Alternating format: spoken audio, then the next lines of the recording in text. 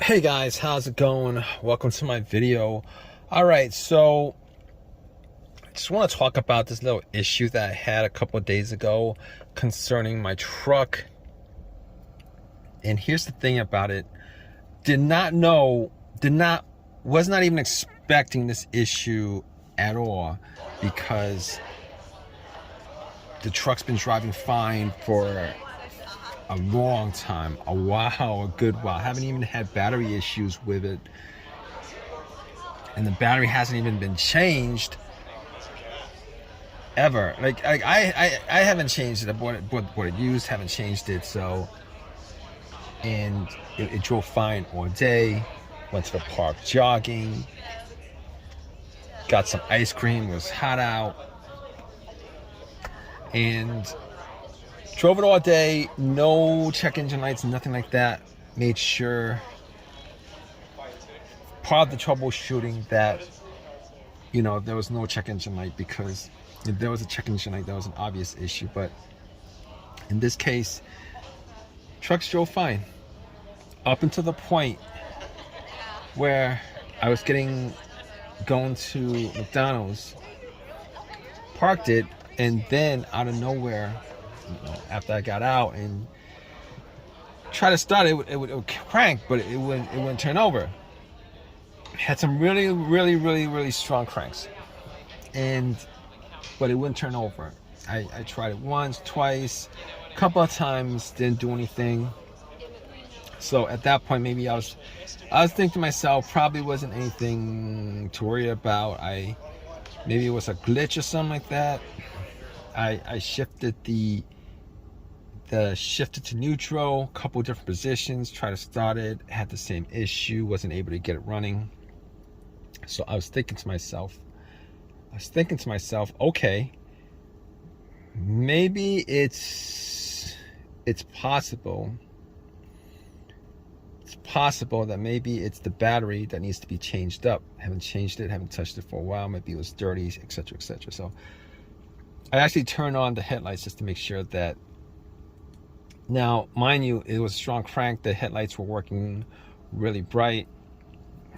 But I went to the battery anyway, looked at it, just so I could eliminate it. I looked at the battery terminals. It was corroded. It was corroded. There was some bluish white stuff on the top. It was corroded. Battery terminals were corroded. It was a little bit loose. So I was thinking to myself, you know what, maybe I just clean this up. And hopefully it'll fix the situation. So I had a wire brush. I had a couple of tools. Took the wire brush and poured a little bit of Coke on the white bluish corrosion, just so it would oxidate or whatever bubbled up, and took the wire brush, cleaned it off, took a couple of paper towels, cleaned that off, made sure there was enough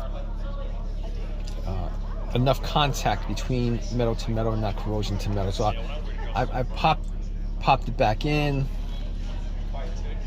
took a little wrench to tighten it up, and then went back and tried to start it. And guess what, guys? Wish it was that easy, but it did not start. Didn't start up. Unfortunately, it didn't start up. So I was thinking to myself, all right, it's probably not the battery, considering how strong the crank was. Looked at the battery, it was 3 years old. And I was thinking to myself, it's a 3-year-old battery, but the battery looked fine for a 3-year-old battery. Normally like 4 years, 5 years, but it was probably close enough to the time that it should probably be replaced. But considering how strong the crank was, and I was cranking it up.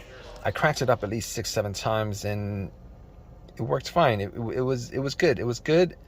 It was the cranks were strong. It wasn't like it was getting weaker and weaker, because normally with a weak battery situation, what happens is you get this situation where the crank would be a little bit weak, and then the more you crank it, the weaker it gets. But this situation wasn't the situation. It cranked up pretty strong, even on the 7th crank. So I was thinking to myself, you know what, I'm going to eliminate the battery.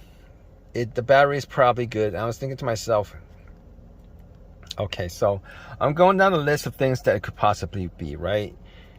The crankshaft, the crankshaft's position sensor, the camshaft position sensor, the manifold sensor, the throttle position sensor, all the sensors. I was thinking about all the sensors. Maybe it could be any of those sensors. Maybe one of those sensors went out. A couple of those sensors went. Maybe I couldn't tell. All right. But here's the thing about it. I did not have an OBD2 scanner on me. Was not able to scan it just to see whether it was any of those sensors that was the issue. And then I thought to myself, you know what? I did not notice a check engine light. I haven't seen a check engine light on the dash since ever, actually, on this truck. So I was thinking to myself, okay, it's probably none of those things. You know why I know it's probably none of those things? You know why how I did deduce that? I deduced that by here's the think process with troubleshooting with that. Normally what happens is, if any of those sensors had issues, like the mass airflow sensor, the throttle position sensor, the camshaft, the crankshaft, any of the sensors that would be causing this situation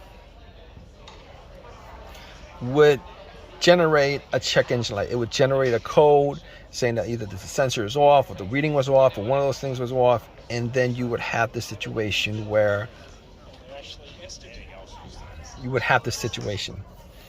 all right, where the check engine light is either on or it's blinking, one of those things happening, but I wasn't getting it on this situation. Fine. So I was thinking to myself, you know what, I could probably eliminate that. I mean, there are weird situations where those sensors could probably generate readings that are just within the spec, but it would cause this situation to come up. But anyway, I noticed. I know that there was no check engine light. Noticed that. I noticed that as soon as, once I realized there was no check engine light, and then that's the whole deductive reasoning behind that. So I pretty much eliminated all the sensors that could possibly cause that situation. So I was thinking to myself, maybe it could be something else. Maybe a fuse issue, or a fuel related issue, a fuse or relay or fuel related issue. So I went and checked out the fuse box just to see whether if I could spot any fuses that were burnt, any fuses that had any kind of weird burnt smell to it, just to see. And I was looking at them. I didn't have a fuse tester to test out the fuses, but I was looking at them, had a little flashlight, shine a flashlight on them, and all the fuses look good. Did not see anything that was burnt, anything like that. So I was thinking to myself, you know what, probably not the fuses. Now, I mean, all these things would need to be tested to get like 100% elimination, but I was gonna, just from eyesight, just from deductive reasoning, eliminate that. The fuses were good. So the next thing I thought maybe it was one of the relays, particularly the fuel pump relay. So I was like, I need to test out the fuel system just to see whether the fuel system had issues and stuff like that. So went back into my truck and tried to see whether I could actually hear the fuel pump priming. Because normally the fuel pump priming, if you put the ignition to the on position, that was right, the position before the crank position, right? That's the position where all the lights on the dash are on. All right, right before the crank. So I did that a couple of times just to see whether I could hear hear the fuel pump priming. Now, to be honest with you, normally you would need two people for this. One to actually be close to the where the gas cap is, with the gas cap off and listening to it, or close to where the fuel pump is. But it was just me. I tried to listen to it, couldn't really make out whether it was the fuel pump or not. So I couldn't make that out. Couldn't figure out whether it was the relay or any of those things. I did try to swap out the fuel pump relay, and it didn't actually change the situation, because there was another relay that was essentially a similar relay to the fuel pump relay. I swapped that out. No, all right, didn't change the situation. So I was thinking to myself, what else could I troubleshoot as far as this situation is concerned? And I took a chance on this. I was thinking, it popped up in my head that it could be maybe the fob key battery, because I had a situation like that happen maybe a couple years ago on a different vehicle. And I was thinking to myself, what are the chances that it is the battery, right? So there was a Walgreens close by, and I was like, you know what, let me just swap out the battery just to eliminate that, because you just want to eliminate as many things as possible so that I don't have to worry about, that being the case. I could work out, trying to figure out what other things causing it. So I went to the Walgreens, I swapped out the battery on the key fob, and came back and tried to start the truck, and it started up just like that. It just started up just like that. Just like that, start up. It worked. Just like that, start up. So if you guys are in this situation, definitely, what you guys want to do is you want to eliminate as many things as possible, and you want to eliminate the easiest fixes as possible, right? Now, if you think that you haven't changed out your key fob in a while, definitely, if you guys are in this situation, definitely try that, changing that out, because that's going to be an easy fix. You guys get your truck started in that situation. But regardless, this has helped you guys out. If you guys have any questions, definitely leave a question in the comment section. Please subscribe. Please give me a thumbs up. All that good stuff, right?